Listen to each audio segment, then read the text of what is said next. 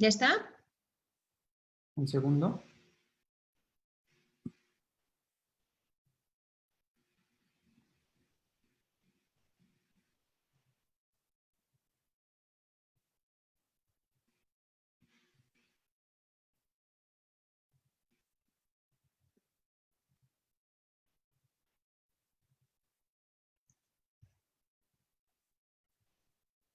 Y listo, estamos de vuelta. Una disculpa y seguimos con la charla de la doctora Ivana Córnea y el licenciado Omar Gil.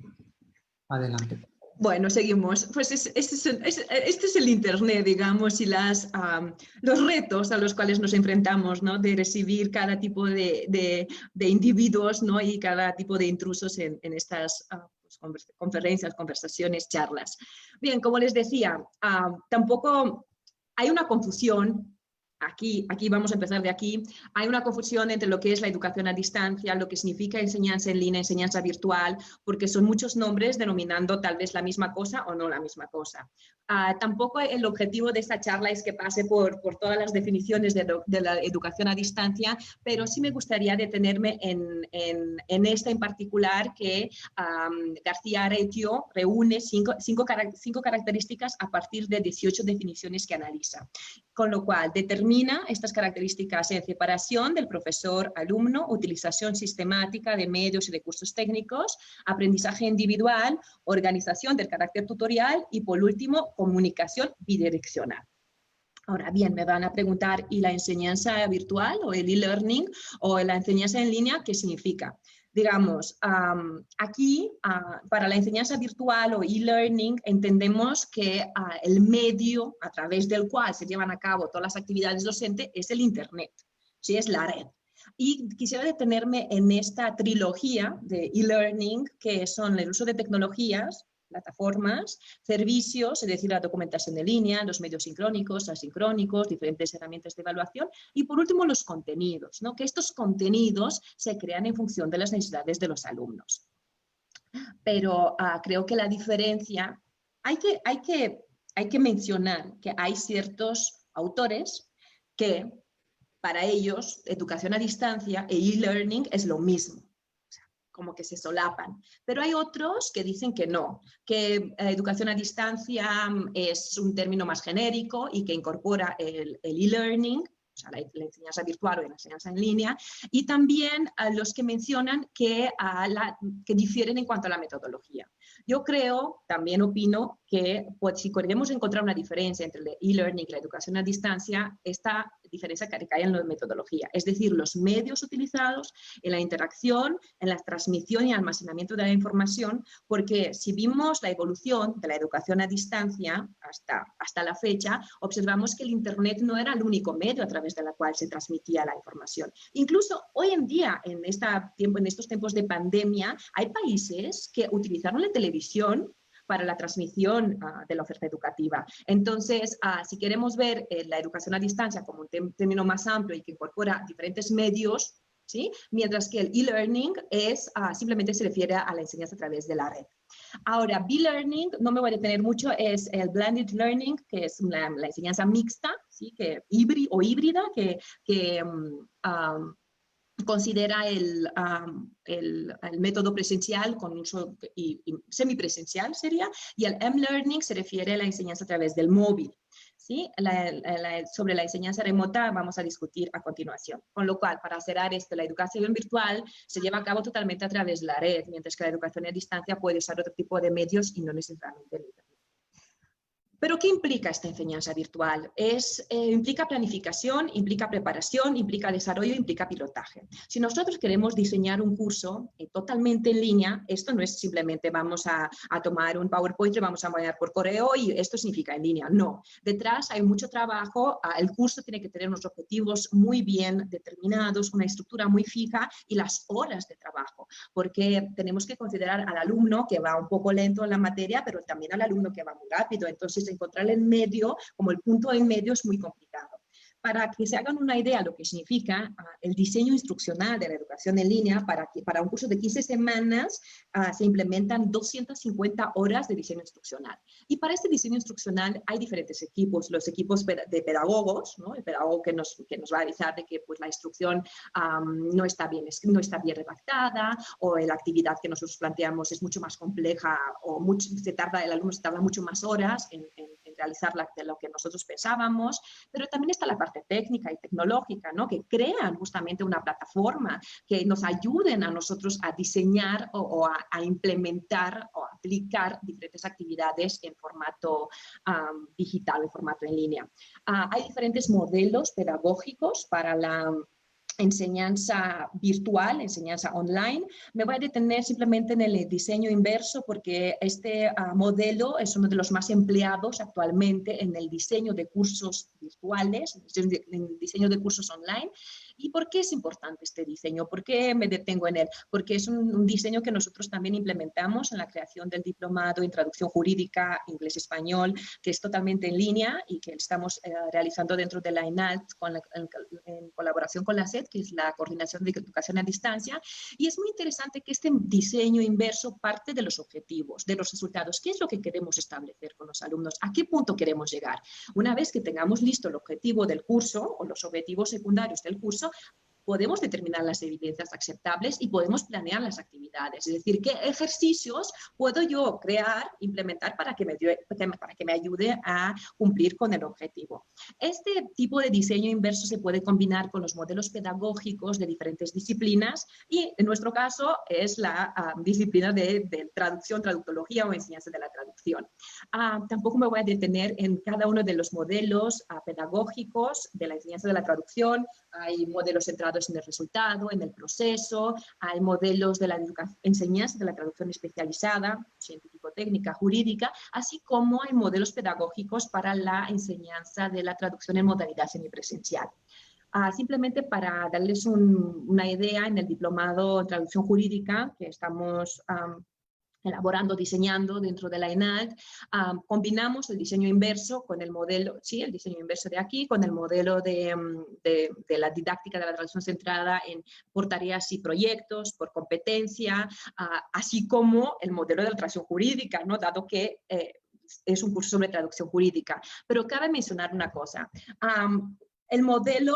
Estos modelos se pueden combinar y se pueden adaptar en función de las necesidades de cada país, de cada curso. No es lo mismo no es la misma realidad la enseñanza de la traducción en España que en México. Con lo cual vemos los modelos, pero nosotros los tenemos que adecuar, porque si no los hubiéramos adecuado a nuestra realidad, pues los modelos, o sea, como no sirve el curso para el curso que estamos creando. ¿Sí?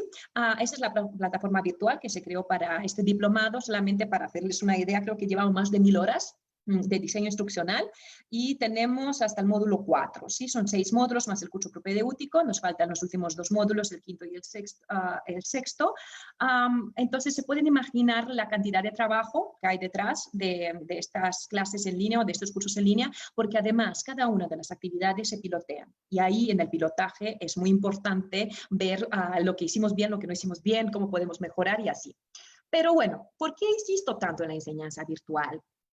Para llegar a la enseñanza remota de emergencia, ¿sí? Porque hoy en día lo que estamos haciendo es justamente una solución a la situación de pandemia, una solución de choque, y esta enseñanza remota de emergencia o enseñanza remota tiene el objetivo justamente proporcionar acceso temporal a la formación y apoyos instructivos de formación rápida y poder seguir con la educación incluso en circunstancias de emergencia, tal como estamos viviendo actualmente. Según la UNESCO, la emergencia se define como un término que engloba desastres naturales como terremotos, huracanes, inundaciones y emergencias complejas causadas por el hombre. Claro, nosotros ahora nos enfrentamos a una situación así porque al nivel, digamos, al nivel mundial, pero antes de COVID, en Afganistán, si tomamos con el ejemplo de Afganistán o de otros países también, evidentemente esta enseñanza remota de emergencia estaba ya implantándose, porque por cuestiones de violencia, por cuestiones de guerras, los alumnos no podían asistir a la educación, pero se tenía que seguir con esta educación, entonces adoptaron como métodos como por ejemplo a través de la televisión, a través de la radio, ¿por qué no plataformas en línea? ¿Sí? Entonces, insisto, que nosotros lo que estamos haciendo ahora en estos tiempos de COVID no es enseñanza virtual, porque las actividades no se programaron, no se planificaron y no se diseñaron con este propósito. Sin embargo, sí está totalmente en línea, por lo menos dentro de la parte de la ENALT. La migración a la modalidad en línea ha causado bastante rechazo y yo aquí identifiqué algunos factores, igual me faltan algunos. En primer lugar, es uso forzado de los medios tecnológicos. Estamos rodeados de los ordenadores, de los teléfonos. Estos medios tecnológicos es el contacto que yo tengo con mi familia, es el contacto que tengo con mis amigos, es el contacto que tengo con mis alumnos, con mi profesor, ¿no? Del otro lado, si queremos, son estos medios tecnológicos con corazón, le digo. Ya pasamos de lo cognitivo, ¿no? Que tal vez usábamos el Classroom o el correo para compartir la cognición, compartir conocimiento, y estamos en lo social y emotivo. Porque si no fuera por estos medios, por estos medios tecnológicos, ni esta conferencia se hubiera podido llevar a cabo. Otro rechazo es por la sobrecarga de trabajo, ¿no? Los profesores piensan que los alumnos, si no van a clase, tienen más tiempo. Erróneo. No es que tengan más tiempo, tienen el mismo número de horas en el día, no tienen más. Falta de adecuación de los materiales para entornos digitales. Bueno, algunos profesores que emplearon el correo electrónico, pero tampoco puedes mandar un tocho de lecturas por correo electrónico sin ninguna indicación, sin ninguna mención que tiene que hacer con esas lecturas, o solamente pedir reportes de lecturas y ya está, porque es la manera más fácil. Luego, la réplica de la clase presencial, ¿sí? Por eso en muchas ocasiones yo creo que las clases que se están impartiendo en estos tiempos de COVID resultaban improvisadas. Carencia de interacción y feedback de las actividades que se le quiere al alumno. Es muy importante interaccionar, saber, hacerlos saber que estamos ahí con ellos, y también del feedback, la retroalimentación, motivarlos de que sí pueden seguir, pueden, incluso así con todas las dificultades del mundo, pueden seguir. También porque por las condiciones de trabajo o familiares inadecuadas, tanto por parte del profesor como del alumno. No sabemos, nosotros vemos nuestra realidad, nuestro contexto, pero no sabemos los alumnos en su realidad, el contexto en cual están trabajando, si tienen conexión a internet, si no tienen, cuáles son los problemas familiares, si están encerrados todos en un mismo departamento, en una misma casa, o compartir habitación con alguien. O sea, son condiciones que también hay que considerar en estos aspectos de emergencia o de crisis. Bien, quisiera como detenerme hacia la experiencia docente que tuve durante este periodo de COVID. Actualmente imparto 4 asignaturas en la ENALT, 2 asignaturas en la licenciatura en traducción, ¿sí? Aquí vemos iniciación de la traducción con 54 alumnos, estudios de traducción con 59 alumnos, el diplomado en traducción de textos especializados, imparto terminología, lexicografía con 30 alumnos, y en el diplomado en formación de traductores literarios 9 alumnos. Así que ustedes pueden hacer el cálculo para ver cuánto alumnado he tenido en este semestre, además con toda la situación de emergencia encima. La ENALT decide el confinamiento a partir del 17 de marzo. Nos avisaron a través de un correo de que vamos a pasar a la versión remota o la modalidad remota. Primero, los cambios que realicé en todas las clases fueron los siguientes: redactar mensajes sobre la dinámica de la clase. Es muy importante avisarles cómo vamos a llevar las clases a partir de ahora. Antes de COVID yo usaba Google Classroom. Cuando vi esa transición a las clases en línea o la modalidad remota, sí tuve mucho impulso en usar una de las plataformas que tiene la UNAM, que es Blackboard o Moodle, que son justamente plataformas que se pueden implementar para diseño de cursos totalmente virtuales. Pero pensé luego, digo, si ellos están acostumbrados al Google Classroom, ¿para qué tengo que agobiarles con otra plataforma más? ¿Sí? Solamente en 2 casos usé Moodle porque es sumamente necesario, pero a partir de eso decidí no pasarme a Blackboard o a otra plataforma, porque yo creo que la situación era bastante complicada para agobiarlos también con el uso de nuevas herramientas, ¿no? Seguí con los programas iniciales en cuanto al contenido, establecí nuevos planes de trabajo, las presentaciones tenía presentaciones en PowerPoint y luego las grabé, ¿sí? Los videos de las clases, utilicé Screencast-O-Matic, ¿no? El programa. Del 17 de marzo hasta finales de abril las clases fueron asincrónicas. Decidí hacerlas de esta forma para que los alumnos pudieran acceder al material en el momento que ellos quisieran y no en el horario de la clase, porque, claro, fue una decisión que tomé en el primer momento que dijeron todo en línea. Digo, ay, ¿qué hago? Entonces dije, no, igual no todos se pueden conectar, no todos tienen conexión, digo, no todos pueden estar ahí conectados, entonces decidí como el material, el contenido teórico, dejarlo grabado en estos videos y respondía de forma inmediata a las dudas formuladas en Google Classroom. Introduje las clases sincrónicas por Zoom para resolver dudas y sobre todo para guiarlos en sus trabajos finales. Y esto fue solamente, creo que las últimas 3 semanas, las últimas 3 clases, así como la última clase de síntesis, también fue de forma sincrónica. Reduje las entregas y fui mucho más flexible en el plazo de entrega. Creé materiales en la plataforma Moodle, redactar mensajes de ánimo a cada rato, hola, ¿cómo están? Ustedes pueden, ustedes van a poder con toda esta situación, y luego atención personalizada por correo electrónico, WhatsApp y Facebook.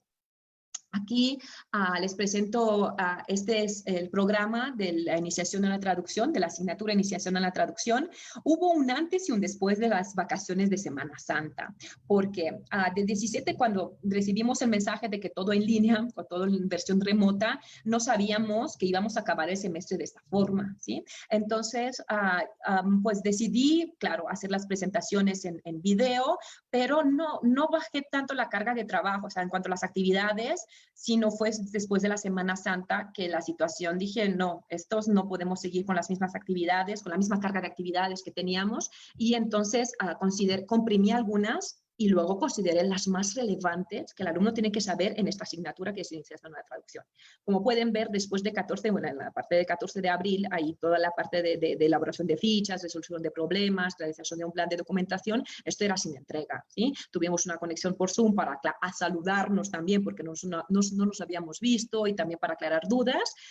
Tampoco en la siguiente semana teníamos planeado hacer una actividad de autoevaluación y coevaluación, tampoco. Y luego sí pusimos una entrega más en cuanto al cotejo de la traducción, porque consideramos que es un tema muy importante para los traductores de formación. Y luego, claro, nos despedimos por Zoom, otra vez saludar, despedir, ver dudas de la clase, y al final el examen se realizó por Moodle y se realizó bastante bien. Abrimos a la hora establecida, se cerró al cabo de 2 horas con un cuestionario de selección múltiple.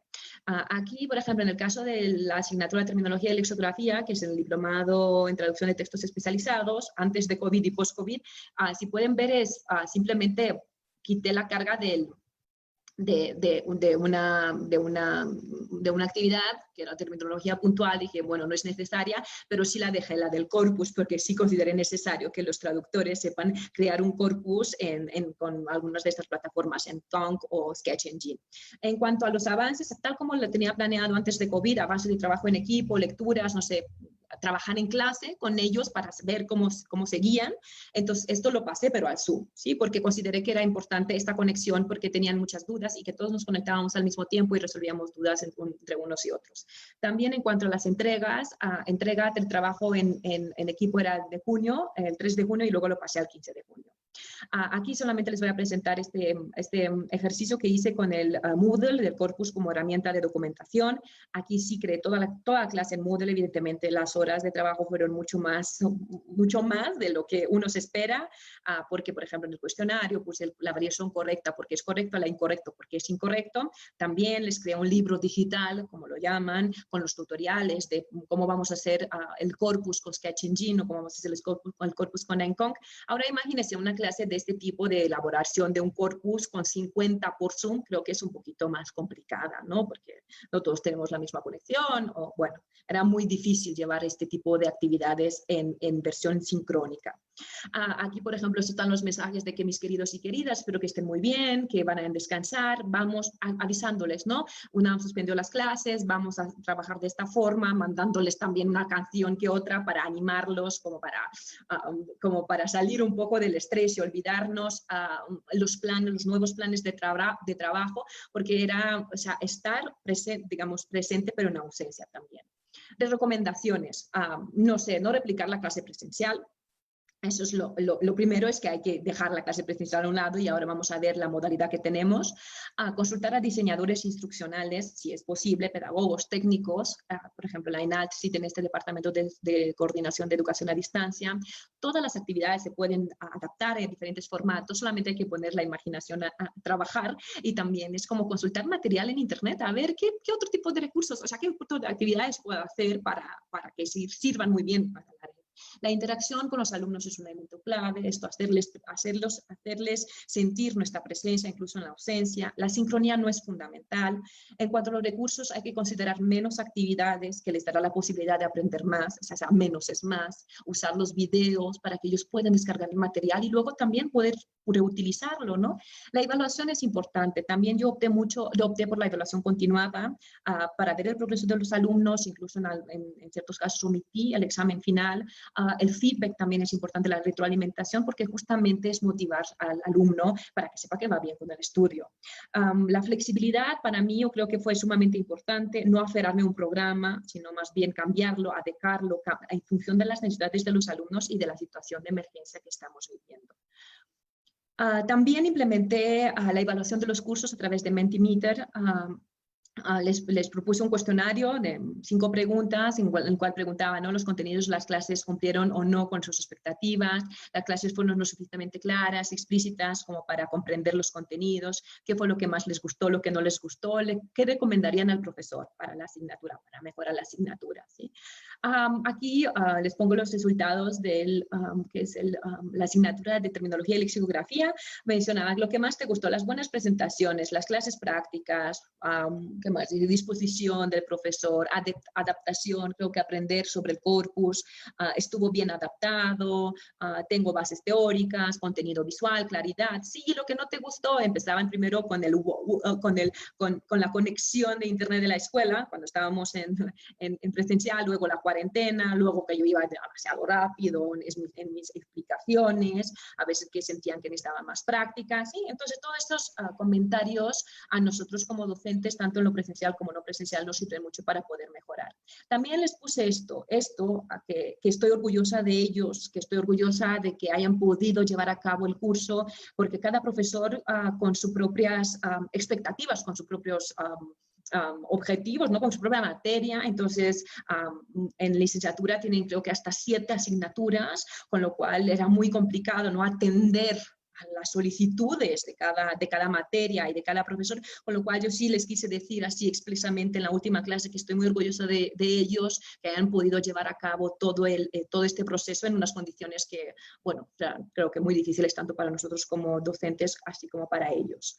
Bueno, ¿qué pasa? La enseñanza de la traducción post-COVID-19. Estuve pensando en mínimo 3 escenarios, no sé si hay más, ahí me dirán en la parte cuando tengamos las preguntas. Primero, las clases presenciales con medidas de seguridad, pero la ENALT cuenta con la infraestructura necesaria. Estamos por esperar la 4ª generación en traducción, en la licenciatura en traducción. Hasta ahora nuestros salones de 30 a 35 personas y nuestros grupos son de 60, 50, 60 personas. Nuestras clases se hacen en el anfiteatro, en auditorios, porque justamente los salones no dan para poder acoger tanto alumno. Ahora, si tenemos en consideración las medidas de seguridad, que son de 1,5 metros, 2 metros, ¿la ENALT sí tiene los salones? ¿O qué vamos a hacer? ¿Cómo vamos a llevar las clases? Luego, clases semipresenciales, ¿no? Dividir los alumnos en grupos más pequeños y trabajar con un grupo en el salón mientras que los otros están en clases y al revés, ¿sí? O luego, simplemente seguir con la modalidad en línea, ¿sí? Cuando me refiero en línea, me refiero a todo el espectro de línea meramente, así como lo entendemos en línea, pero para crear esos cursos en línea contamos con todo el equipo, digamos, instruccional, nos puede apoyar a todos los profesores, nos hacemos expertos en 2 meses en usar Blackboard o en usar otro tipo de plataforma. Todos tenemos acceso a la tecnología. Bueno, otra posibilidad es seguir de forma remota, tal como seguíamos hasta ahora, ¿no? Por cuestiones de seguridad, también por comodidad, porque he escuchado comentarios de que podemos seguir así, tal como lo hemos llevado hasta ahora, lo podemos seguir de la misma forma.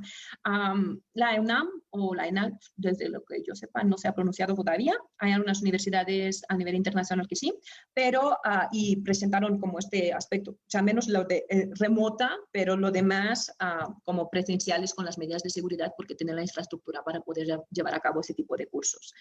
A mí me queda mucha la duda hacia qué normalidad vamos a volver. No sabemos hacia qué normalidad.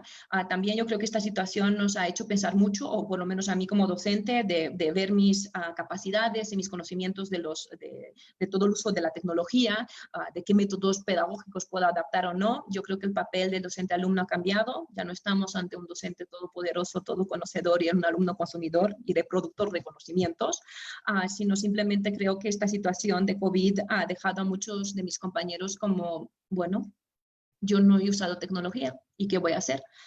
Entonces, como que, bueno, ¿qué voy a hacer? Nada. Simplemente sería como pues, un aprendizaje continuo también para el docente, porque no podemos decirle que no usamos tecnología, estamos reticentes a la tecnología y mira, en una situación como esta, pues a fuerza tenemos que recurrir a la tecnología. Simplemente quisiera cerrar mi intervención con esto de que si lográramos entender la enseñanza desde la formación de alumnos autónomos, críticos, que sepan usar las TIC, tal vez en una situación de emergencia como la actual, la enseñanza remota denominada de forma equivocada en línea no hubiera recibido tantas críticas. Y también, tal como afirma Albert Sangra, o sea, ni un modelo, ni digamos, la versión presencial o la modalidad presencial es mejor que la en línea, ni la en línea es mejor, ¿no? Como ni el blended learning es mejor que el sistema e-learning, ni el e-learning es mejor que el blended learning. Simplemente el mejor sistema formativo es aquel que se adapta mejor a las necesidades y a las posibilidades del estudiante, que es el sujeto de la formación, que cada sistema será más o menos efectivo en función de su diseño y su correcta aplicación. No tenemos la respuesta. Va a ser así, porque no sabemos cómo van a ser las clases, o no sabemos cómo está la situación a partir de septiembre. Suponemos que sí vamos a regresar de una forma, no sabemos todavía cómo, pero creo que sería lo mejor que veamos nuestro contexto, nuestro entorno, cuál es el entorno de México. Muchos no tienen posibilidad de conexión a Internet, con condiciones muy complicadas, con lo cual nosotros como docentes también nos tenemos que adaptar a este contexto. Y le voy a ceder la palabra a Omar para que siga con la parte del alumno. Muchas gracias. Bueno, yo voy a hablar acerca de la perspectiva que tuve como estudiante, como alumno en el Diplomado de Traducción de Textos Especializados. Para ello también preparé una presentación que en un segundo compartiré.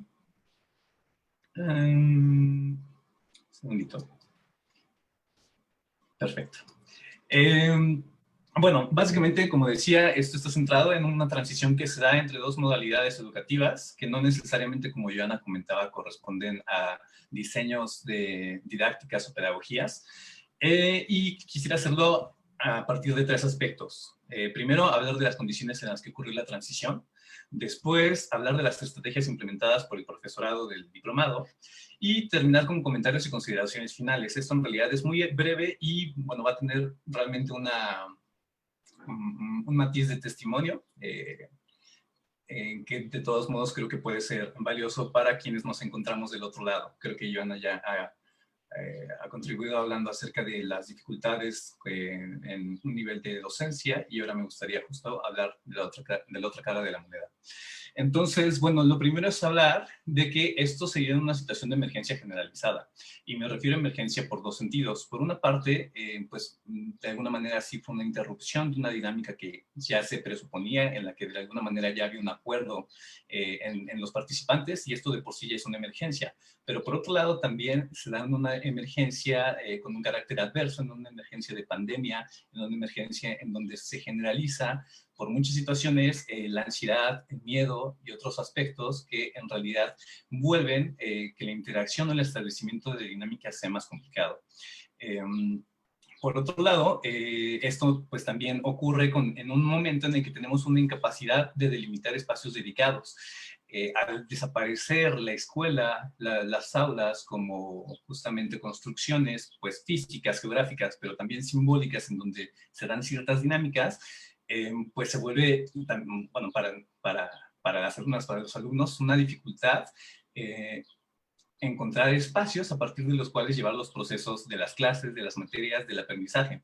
Y eso tiene que ver con la siguiente también situación, que es que se da una superposición de dinámicas. Esto, bueno, justo al inicio de esta presentación, no sé si se alcanzó a ver, pero yo tuve que cerrar mi ventana de WhatsApp web que ocupo en la computadora, y es que justamente pasa, porque es una característica de los medios digitales, las ventanas son espacios que están constantemente siendo superpuestos unos sobre los otros, y probablemente quienes estén ahorita escuchando esta transmisión también estén, algunos quizás con atención enteramente dedicada, pero otros quizá sí siendo partícipes de otras dinámicas simultáneas, ¿no? Entonces, esto es normal, de alguna manera se espera de la condición digital, pero por otro lado también puede significar una dificultad en términos, pues, de llevar a cabo exitosamente y plenamente algunas actividades. Y bueno, por último también, otra de las situaciones es que hay brechas entre las competencias digitales del alumnado. Estas brechas a veces corresponden a situaciones generacionales, pero no siempre es así. Tiene que ver mucho también con algo que decía Joana al cerrar su intervención, que puede ser una brecha también en términos de privilegio de acceso a tecnologías de información y comunicación, y entonces iniciar una transición de una modalidad presencial a una modalidad en línea se presenta como una emergencia por esos aspectos. Entonces quisiera seguir hablando de un breve testimonio de cuáles fueron las respuestas que dio cada materia. Voy a resaltar sobre todo lo que sí se hizo en términos de que creo que es lo que vale la pena visibilizar, a excepción de cuando es necesario también resaltar aquello que fue omitido, que también pues evidentemente tiene impactos, ¿no? Por una parte, en la materia de gramática de francés, no hubo una comunicación del replanteamiento del modo de trabajo. Hay que decir que esta condición ya era preexistente desde la modalidad presencial, y bueno, con el cambio esto se agravó muchísimo, y bueno, la dinámica en realidad consistió en enviar correos con documentos de Word adjuntos sin una estructura clara. Creo que esto ya se puede imaginar que el resultado no fue para nada adecuado, sino en realidad problemático, básicamente en todos los aspectos de una clase, en aprendizaje, pero también en criterios de evaluación o de claridad de los contenidos del curso. Por otra parte, en la introducción a la lingüística, hubo un cambio, una comunicación del cambio en el modo de trabajo, y esto, pues sí me parece muy importante, también lo resultaba Joana. Creo que establecer, reconocer pues el momento en el que esto ocurre, pero también la necesidad de que va a ser distinto, es algo súper importante para que pues uno como alumno sepa que hay una adecuación por parte de la profesora, del profesor, y que pues a partir de eso se tiene consideración de las circunstancias, y puede haber adaptaciones que permitan que la clase sea pues mejor, o que continúe su transcurso sin ser tan afectada. También en lingüística se adoptó Classroom y se migró la clase a Zoom. Cuando hablo de migración de clase, me refiero a que se respetaron los horarios y la duración, y se optó por tomar ese espacio con esa duración en una modalidad virtual como es la plataforma de Zoom. También se hizo uso de algunos recursos auxiliares, como es Jamboard, que es un pizarrón electrónico colaborativo que es de Google. Se mantuvo en lo general el esquema de trabajo de la modalidad presencial. Hubo una adaptación de las dinámicas de evaluación, eso también es muy importante, con respecto también a la flexibilización en los criterios de entrega. Y en el caso de lingüística, hubo posibilidad de retroalimentación. En la clase de redacción de español también se comunicó el cambio en el modo de trabajo. En este caso fue muy interesante porque aquí hubo una supresión total de las formas sincrónicas. En ningún momento en esa materia hubo ninguna modalidad en donde estuviéramos todos conectados al mismo tiempo, ya sea en videollamada o en algún otro tipo de recursos. Y esto en realidad, como diré también más adelante, no fue algo negativo, ¿no? O sea, la supresión total de las formas sincrónicas creo que funcionó bastante bien para esta clase, lo cual creo que es algo importante a tener en consideración. Se basó en el envío de documentos en PDF, PowerPoint y Word por medio de correo electrónico, que hay que decir que estaban diseñados específicamente para la modalidad en línea. Hay un envío constante de dinámicas de evaluación con estructuras e indicaciones claras de las entregas también. También había una claridad de los contenidos a tratar por sesión. Sabíamos de qué iba a constar cada sesión y también de qué manera íbamos a ser evaluados de esa sesión en particular. Algo también muy importante que mencionaba Joana y que estoy muy de acuerdo es la inclusión de lo personal. Esto quiero decir que no necesariamente tiene que ser de manera explícita o ocupar un gran segmento de tiempo. En realidad, en esta clase solo eran unas líneas que dedicaba la profesora al inicio de los correos, pero eso en realidad sí hizo la diferencia, permitió, siento, que se establecieran lazos de empatía que facilitaban la realización y la aproximación a los materiales y en general a la dinámica de su clase. También había posibilidad de retroalimentación. En el taller de prácticas de traducción, de nueva cuenta hubo una comunicación del cambio en el modo de trabajo, se migró la clase a Zoom aquí totalmente, se adoptó Google Drive para trabajar documentos en conjunto, también se incluyó lo personal, cada quien lo hizo de manera distinta, pero creo que en todos los momentos, en todas las clases que se hizo esto fue muy importante. Una cosa que quiero destacar es que aquí éramos un grupo muy pequeño, contando a las dos profesoras éramos 5 personas, entonces eso en realidad nos permitió trabajar muy bien, porque no había posibilidad de que hubiera rezago de alguna de las partes de los estudiantes, ¿no? De nosotros. Hay que decir que en términos ya de traducción, la clase estaba centrada en el proceso de la traducción, no tanto en los resultados, y esto era algo que se permitía evaluar, ver y desarrollar a partir justamente del uso de plataformas como Drive, que permitían el trabajo simultáneo de un mismo documento. También había un calendario claro de entregas y posibilidad de retroalimentación.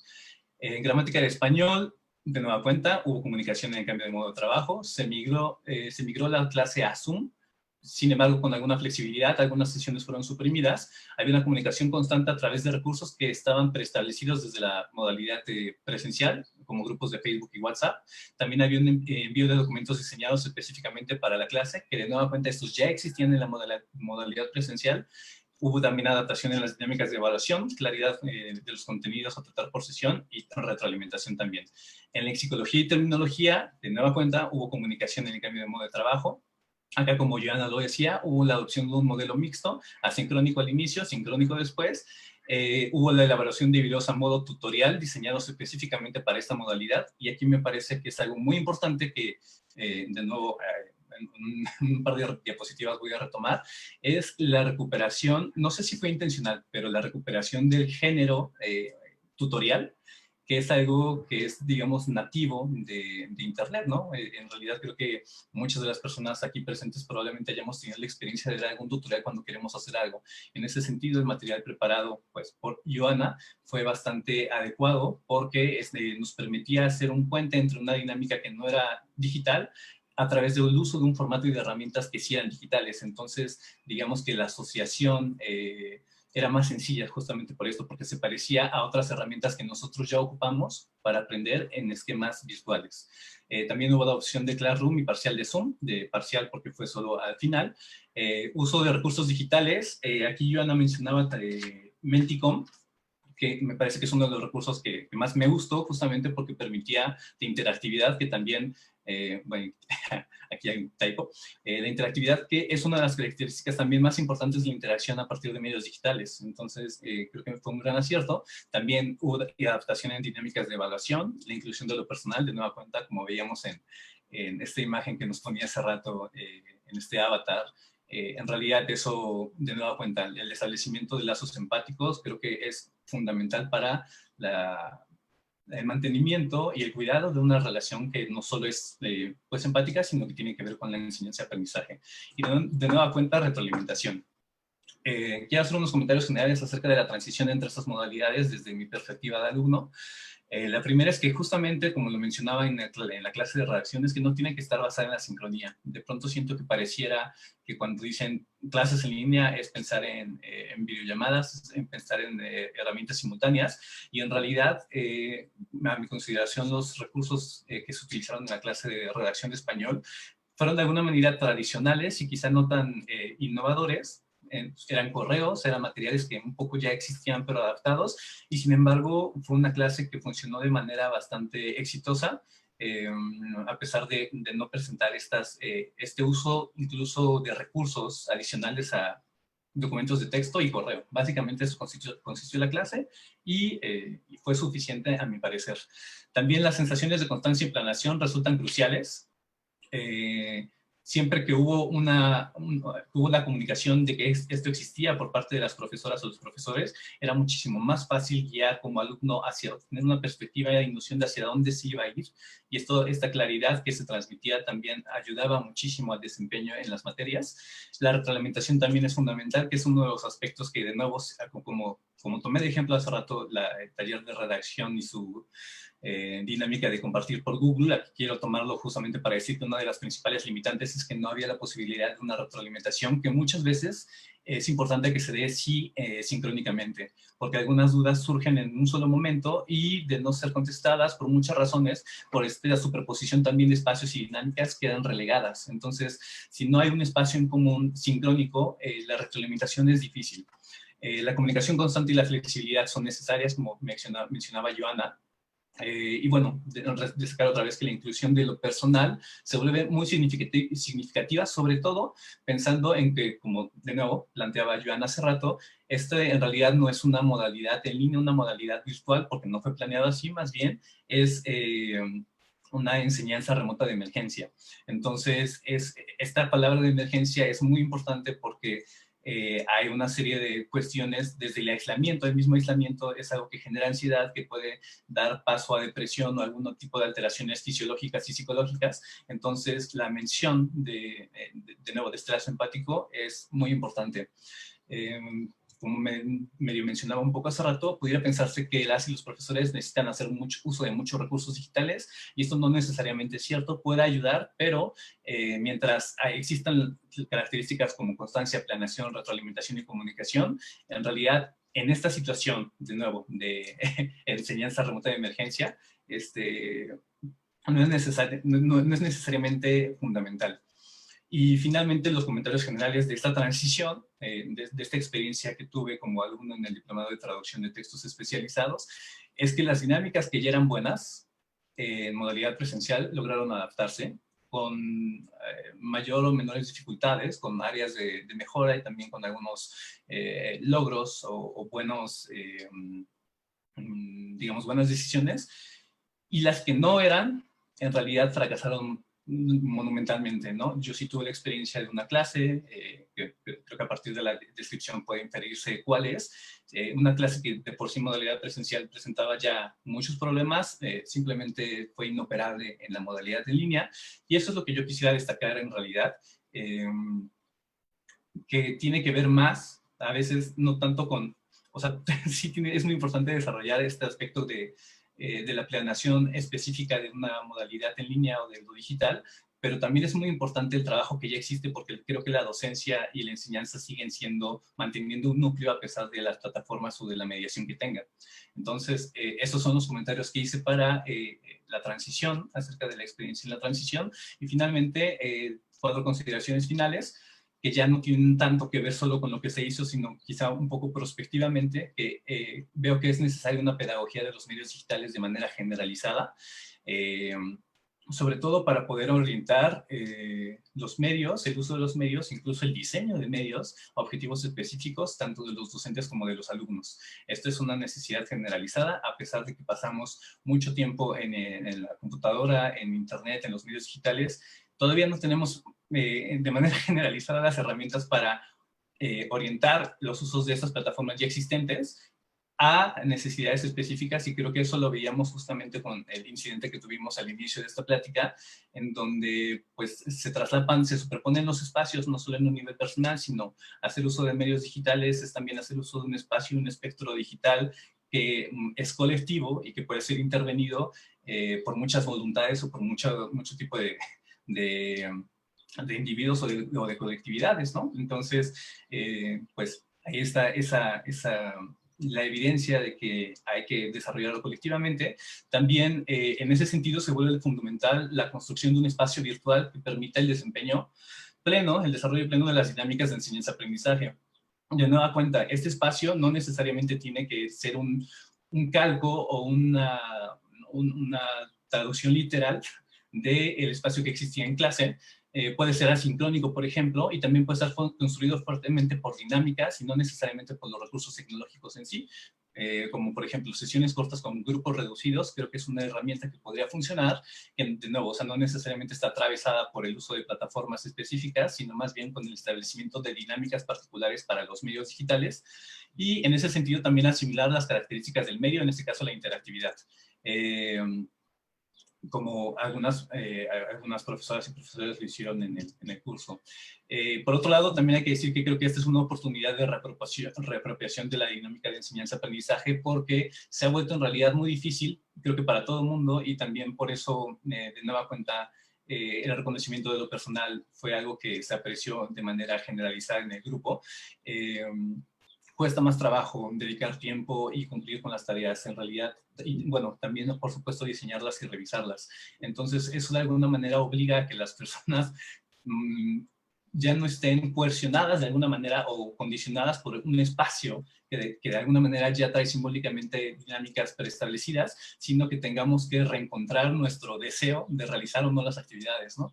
De decir, realmente quiero aprender traducción porque esto es lo que implica, porque hay un desgaste, y entonces si la respuesta es sí, ya atraviesa por un proceso de reflexión, porque de otro lado, en esta transición de emergencia es muy fuerte. Si una persona no quiere hacerlo, o por alguna razón también no puede hacerlo, sí va a haber una marginación muy fuerte. Entonces, eso tiene su lado negativo, pero también tiene el lado positivo de una apropiación de los procesos de conocimiento.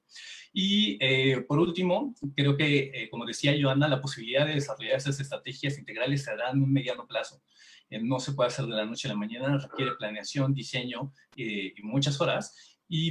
Pero, sin embargo, por ahora la enseñanza remota de emergencia es una opción contingente que en lo general me parece que puede funcionar, por ejemplo, todavía un semestre más, siempre y cuando pues, se mantengan pues, algunas características positivas que mencioné con respecto a la experiencia que existió en el diplomado de traducción de textos especializados.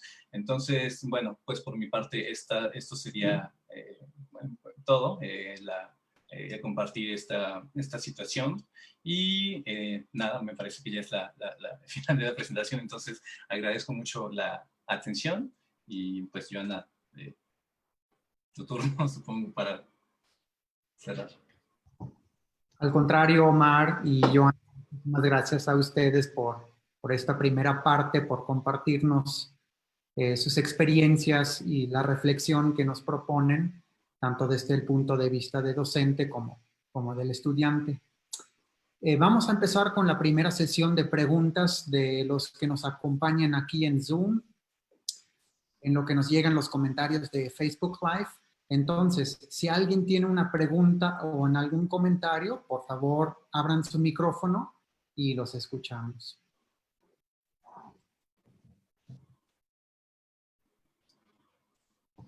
¿Yo puedo preguntar algo? Por supuesto, adelante. Bueno, muchas gracias, Joana y Omar, por su presentación. Para Omar, quería preguntarle, porque él mencionó que en alguna clase no hubo sesiones en vivo, como por Zoom, pero no necesariamente es algo negativo, ya que funcionó muy bien para este caso. Mi pregunta es si esto también funcionaría para otras clases, por ejemplo, pienso una de lengua extranjera de 4 habilidades, ¿no? En donde no nada más es redacción, sino pues lectura, speaking, ¿no? No hablando, pensando en la clase de inglés, porque yo soy docente de inglés. Entonces, ¿crees que el hecho de que no haya habido sesiones en vivo fue precisamente porque se trataba de redacción? Y entonces, en ese caso, ¿crees que sería el mismo, funcionaría igual para una clase de 4 habilidades? O en una clase de 4 habilidades sí necesariamente se necesita la sesión en vivo. Bueno, me parece, muchas gracias, la pregunta me parece muy buena, justamente porque hay un reconocimiento en esta pregunta de la naturaleza diferenciada de los aprendizajes. y eso es fundamental, y de hecho es una cosa que siento que a veces olvidamos incluso cuando asumimos que las clases son presenciales. Tienes mucha razón, creo que esto funcionó bastante bien porque la materia se trata de escritura, la materia es de redacción de español y no es de en realidad una producción oral o no es de retórica o no es de algunos otros de estos aspectos que mencionas, de estas 4 competencias importantes a desarrollar en la enseñanza de un idioma. Entonces, bueno, la respuesta es esa, ¿no? O sea, yo creo que funcionó precisamente porque había, no sé, de nuevo, no sé si esto fue intencional, pero en el sentido de que se trataba de una enseñanza básicamente de lectoescritura, se pudo recurrir a un medio que estaba basado en esa habilidad. De otra manera, sería insuficiente. Creo que la inclusión de otros espacios tiene que ver con el diseño de medios o el uso de medios con objetivos específicos. Entonces, pues sí, yo sería de la idea de que para practicar o para desarrollar otras habilidades es necesaria la inclusión de otras herramientas y de otras, en este caso, plataformas o recursos digitales que pues no siempre pueden ser reducidos a correos o presentaciones de PowerPoint. Entonces, ahí creo que el reto, en tu caso como docente, tiene que ver con diseñar una estrategia multimediática, pudiera ser, en donde se incorporaran para las partes, las habilidades de escritura, o de lectura y producción escrita, quizás sí, pues basarse en esto, pero en otras definitivamente sí es necesaria la inclusión de otros recursos. Gracias, siempre es valioso tener, aparte de la perspectiva del profesor, la perspectiva del alumno, y por eso creo que esta charla fue muy productiva. Muchas gracias. Gracias. Muy bien, ¿alguna otra pregunta?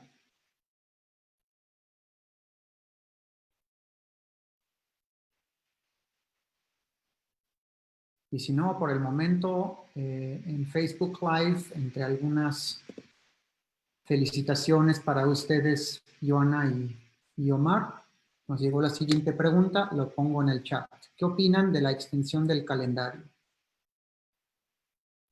Yo creo que fue justamente la clase de terminología, ¿verdad, Omar? Cuando vimos, cuando recibimos, bueno, cuando yo recibí el correo de que esto iba a ser hasta agosto y que el semestre empezaba en septiembre, pues yo en estado de shock, ellos también, ¿no? A ver, Omar, tú corrígeme, pero yo, o sea, simplemente cuando vi esto no entendía por qué. Al principio sentí que era una ruptura, ya estábamos rotos por sí, por las pantallas y que por todo el distanciamiento social, entonces no podía entender por qué decidieron, ¿no? O sea, como correr el calendario hasta agosto y empezar las clases en septiembre, porque ahí sentía que hay más ruptura todavía y menos conexión con los alumnos o los alumnos entre ellos, nosotros con los alumnos. Claro, luego, después de las sesiones que tuvimos con la directora de la escuela y con la coordinadora de la licenciatura en traducción, entendimos por qué. Y tal vez ahora entiendo yo también por qué, justamente porque sí, ciertos alumnos que no pudieron como cumplir con las actividades en el tiempo establecido, tienen la posibilidad de seguir en junio o tienen la posibilidad de seguir en agosto, porque entendí que las situaciones de trabajo de cada alumno son diferentes, y también para nosotros, para poder dar la retroalimentación con más calma y con una buena retroalimentación, yo la verdad, yo en lo personal sí necesito creo que sí necesito el mes de julio para poder evaluar bien, porque en mi caso son 150 alumnos, ¿sí? Entonces, claro, tampoco, a un momento dado unos alumnos me decían, pero danos la retroalimentación de forma general, y no quise, dije, no, tiene que ser personalizada. Entonces, al principio fue, pues, choque, yo creo, como indignación, no entendía por qué, pero luego ahora como que viendo cómo estamos, yo creo que, pues, al fin y al cabo, ¿qué podemos hacer? Es una aceptación y también es una preocupación por mí, porque no sé cómo van a ser las clases a partir de septiembre, ¿sí? Entonces digo, bueno, como no nos dan así como una respuesta, tampoco no sé si nos van a dar una respuesta o nos van a decir sigan de la misma forma, entonces yo como docente, yo incluso he planteado en las reuniones que tuvimos o sea, a ver, si esto va a ser en línea, yo quiero usar una de las plataformas y diseñar las actividades realmente en línea, porque así llevarlos como lo llevaba hasta ahora, digo no. Entonces, si tengo 2 meses o 3 meses, o sea, de aquí a septiembre, o sea, yo puedo diseñar un curso, o sea, el curso que voy a impartir el siguiente semestre lo puedo impartir. Pero bueno, yo creo que hay pros y contras con el calendario, y no sé, Omar, si quiere su opinión del alumno, porque fue así como en vivo y en directo que recibimos la noticia, y claro, ellos así, yo así, sin saber tampoco hacia por qué, y no entendía toda la parte administrativa también que hay detrás, ¿sí? Sí, bueno, justo igual contribuir con una experiencia como alumno. Recién en una de las clases la profesora planteó la extensión de las clases, o sea, en teoría íbamos a acabar esta semana o la que sigue, y dijo que quería extenderse otras 3 semanas, y al inicio, en realidad, como mi primera reacción fue como de, no, ¿qué pasa, no? O sea, yo necesito ya terminar esto porque, en efecto, pues es una... requiere que yo destine espacios y recursos que también para mí es importante que tengan un final, pero en realidad me sorprendió la respuesta del grupo generalizada en donde pues todo el mundo aceptó, y creo que esto tiene que ver con lo que decía de la apropiación del aprendizaje. Ya no estaban quizá pensando en términos pues de entregar o terminar un semestre y ser evaluados y cumplir con cosas, sino creo que en realidad estaban considerando que les hacía falta recursos que podía proporcionar la profesora, y eso a mí me sorprendió. Yo esperaba otra respuesta, y entonces tiene que ver con esta extensión del calendario de alguna manera en términos de actividades para nosotros como alumnos, y pues de nuevo tiene sus partes negativas, pero también de nueva cuenta creo que da oportunidad de ver que pues efectivamente puede significar el compromiso y estar más involucrados pues, en esta dinámica, ¿no? Entonces, es algo interesante, pero creo que puede tener este aspecto positivo como respuesta de parte de las y los alumnos. Muy bien, otra pregunta que nos ha llegado es ¿cuáles estrategias funcionan mejor para que los alumnos que solo usan el celular puedan seguir estudiando? Bueno, yo diría depende de qué clase. La estrategia, claro, no sé, depende. A ver, fácil Zoom, ¿sí? Porque tiene la aplicación, o el Meet, o no sé, ¿no? Entonces, digamos, esto es más fácil. Ahora, claro, si solamente usan el celular para el aprendizaje, no me quiero imaginar acudir a todos a los materiales, ¿sí? Los materiales, si son videos y si son más como manejables para dispositivos, sí puede ser, ¿no? Estoy pensando ahora en mis clases, como los videos que hice, pues podría ser como, bueno, si uso el celular, pero para ciertas clases, no sé, no me quiero imaginar para redacción o para los ejercicios que tienen que hacer en traducción o simplemente no en la clase de traducción, el taller de traducción, cómo sería con el uso del celular. No sé, yo la verdad he implementado muy poquito el celular, solamente Zoom he usado.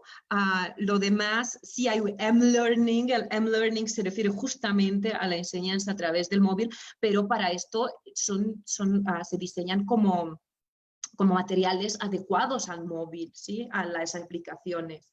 Entonces, es que no sé, como... No sé, no sabría qué decir. También el Classroom tiene su versión de aplicación, entonces como que pues sí, yo no sé, Moodle no creo que tenga aplicación en este, no lo sé, o Blackboard, o sea, que son sí plataformas, pero depende de la naturaleza de la clase. No sé qué. Es difícil contestar, ¿no? Como tú dijiste, Joana, nos agarró de sorpresa. No nos hemos podido preparar para eso. No se ha hecho un pilotaje de las plataformas y se ha vuelto complicado, ¿no? Y solo el tiempo decidirá cuáles plataformas terminan siendo realmente algo viable, algo factible y cuáles no. Así es. Nos están llegando muchas preguntas muy interesantes. La siguiente, híjole, Iván. ¿Qué puede hacer? Pues que se queje. ¿Qué se puede hacer cuando el docente no accede a reducir la carga de trabajo y tareas aún en contingencia? Pues quejarse. Yo digo, pues quejarse, simplemente. ¿Cómo? Te escuchamos. es quejarse. O sea, yo no entiendo qué pasa con el docente. Por eso le digo, ahí la flexibilidad es muy importante y no aferrarse a un programa. Yo tengo que cumplir estas sesiones así como muy obsesivo, cuando no. Se pueden, a ver, vamos a comprimir las sesiones y luego, ¿qué es lo realmente relevante para el alumno que aprenda de esta materia? Entonces, yo les recomiendo que se quejen, ¿eh? Habrá un coordinador de algo. En nuestro caso, en el caso de la ENALT, sí se han quejado. Ahí fue cuando yo también reconstruí, pero claro, al principio no pensábamos que íbamos a acabar las clases de esta forma, ¿no? Cuando nos dijeron de la contingencia, nadie pensó que seguimos en contingencia, en confinamiento incluso hoy en día, ¿no? Entonces, claro, ahí fue cuando recibí los mensajes de los alumnos. Cada alumno, aparte que yo los preguntaba, ¿no? Así como, hola, ¿cómo vamos? ¿Vamos bien o vamos bien? ¿Quieren que cambiemos a otra versión, a otra modalidad? Pero sí, ¿no? Sí. Para cada materia, la coordinadora de la licenciatura nos mandó con requerimientos que pedían cada uno de los alumnos, con citas de los alumnos, quejarse, es lo que digo. Y tú misma lo mencionaste, ¿no? Hay que ser muy empático con los alumnos y hay que estar en contacto con ellos, ¿no? Tratar de detectar esas situaciones de antemano. Pregunta, dice, para la clase de traducción, cuando era en modalidad sincrónica, ¿abordaban más la parte teórica o también presentaban un texto y al momento los alumnos traducían? Omar, ¿puedes contestar tú? Claro, sí, justamente hay que decir que la clase de traducción era un taller, entonces eso ya de por sí enfocaba desde la modalidad presencial a que nos centraron más en el proceso. También había una exposición de elementos teóricos, pero como además eso coincidió con que fue la primera parte del semestre, en realidad nos centramos muchísimo más en la revisión de los textos, para lo cual ocupábamos Drive. Entonces, pues justo era presentar los avances, recibir comentarios y muchas veces tener la oportunidad de ir haciendo los cambios en el mismo momento gracias a la plataforma. Y ahí te va otra pregunta, Omar. Dice, ¿qué pareció ser más práctico para ti? ¿Sesiones en Zoom o material teórico práctico con retroalimentación final? Bueno, yo creo que definitivamente cuando se proporcionaban materiales con antelación, las sesiones en Zoom estaban mucho más dirigidas y eran mucho más fructíferas porque, de nuevo, o sea, también tiene que ver mucho con mantener espasmos de atención, periodos de atención muy largos es imposible en realidad, ¿no? Incluso las clases de 2 horas se sienten de pronto eternas, ¿no?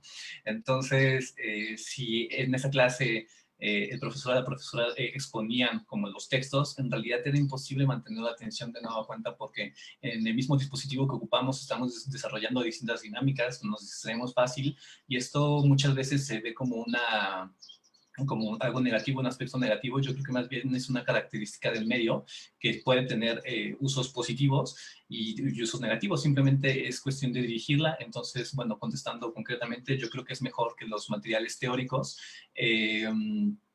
fueran como para que la gente, o sea, fueran asincrónicos para que se pudieran revisar antes y en las clases en Zoom, las clases sincrónicas, fuera para la resolución de dudas y para las cosas prácticas pues, que requerían la participación del grupo. Muy bien. Una pregunta más para ti, Johanna. Revela tus secretos, por favor. Estamos hablando del bienestar emocional y la motivación de los alumnos, pero ¿qué pasa con los maestros?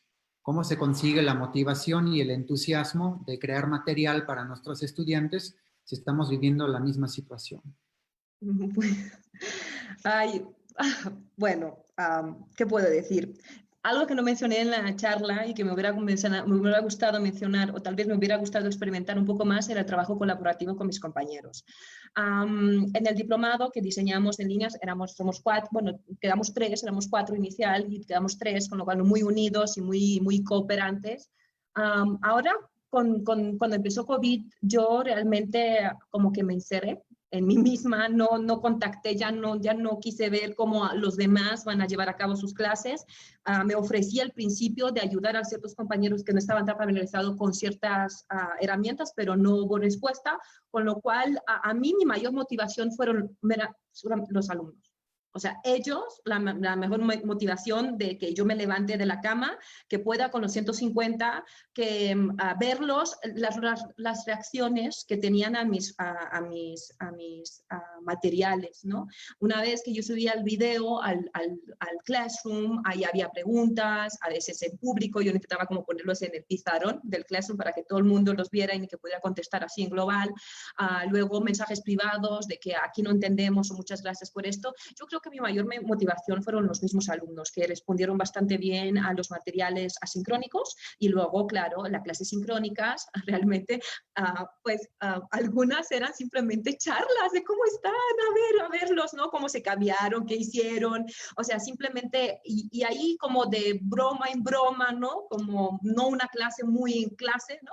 Ahí ellos me decían, pues nos gustó esto o no entendemos esto, entonces yo creo que yo encontré el entusiasmo y la motivación a través de la retroalimentación que recibía por parte de ellos. Y yo prácticamente como maestra no me podía permitir decaerme, básicamente. Es decir, porque necesitaba dar las clases y necesitaba hacer los materiales. ¿Sí? O sea, sí, nosotros también vivimos una situación muy complicada, no solamente ellos, bueno, yo no sé cada uno en su contexto, yo por ejemplo vivo sola, entonces pues era simplemente todo el tiempo era trabajar y trabajar y trabajar y atender a las preguntas, pero yo creo que mi mayor motivación son ellos mismos.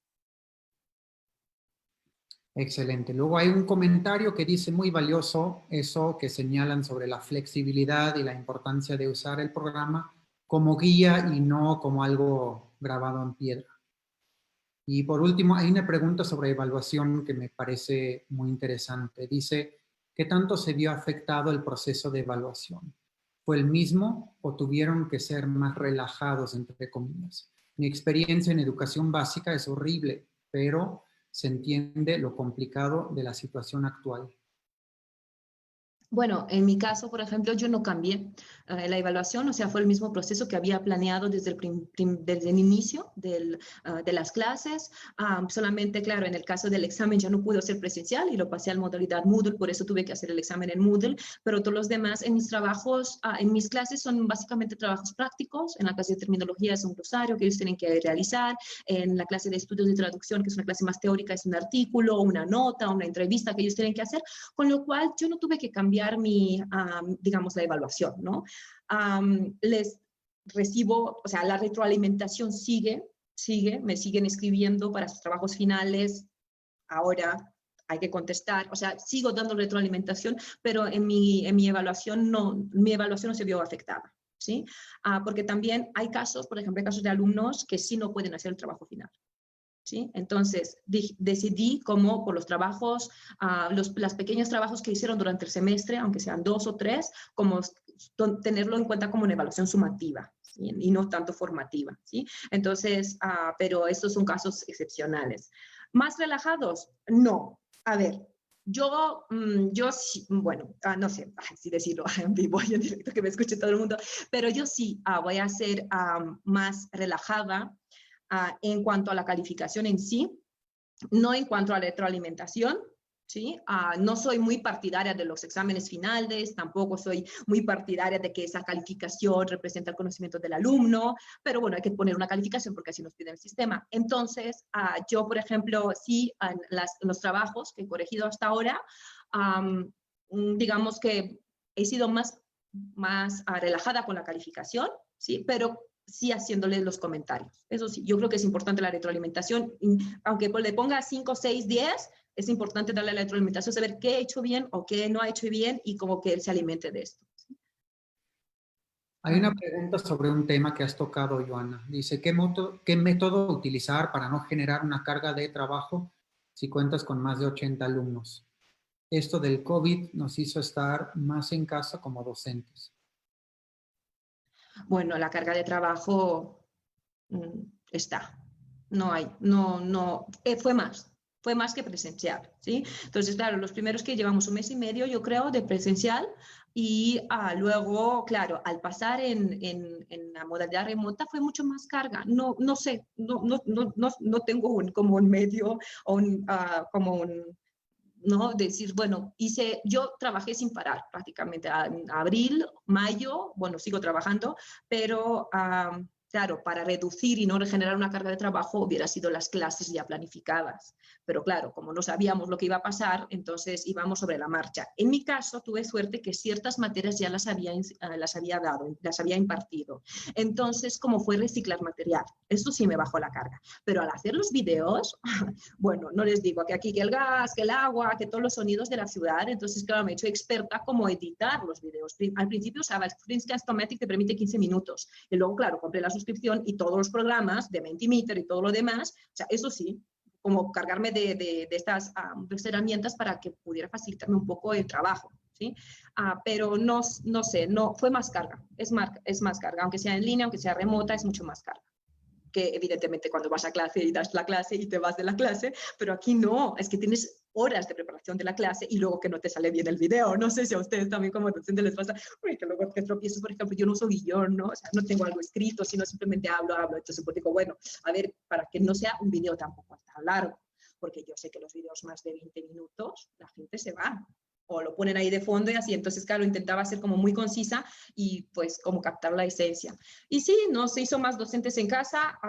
Vimos, ahora sí, los que no experimentamos lo que significa eso a distancia o en línea, ahora sí vemos todo el trabajo, lo que hay detrás, y creo que hay que valorar mucho más para los que no tuvimos o para los que no tuvieron contacto con este tipo de enseñanzas. ¿Sí? Y están muy conscientes, si queremos hacer un curso realmente en línea, si lo queremos hacer, no lo queremos hacer, ¿no? Así es. No sé si alguien de los participantes aquí en Zoom tenga alguna pregunta.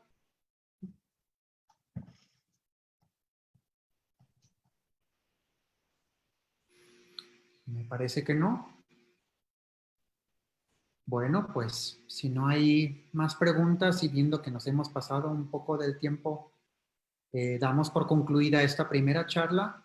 Estimada Ioana y estimado Omar, nuevamente mil gracias por estar aquí con nosotros. Esta serie de charlas continuará durante todo el mes de junio, así que si gustan, aquí nos vemos el siguiente viernes en la próxima charla. Muchas gracias por su participación y tengan un excelente día. Gracias por invitarnos. Y pudimos como expresar lo que, bueno, yo aquí quejándome sola, pero es como yo creo que esta queja y como solidaridad, ¿no? De que todos pasamos por lo mismo y que tanto nosotros como docente como los alumnos tuvimos las mismas dificultades, ¿no? Y muchas gracias y esperamos con muchas ansias las otras. Gracias. Gracias, bonito día.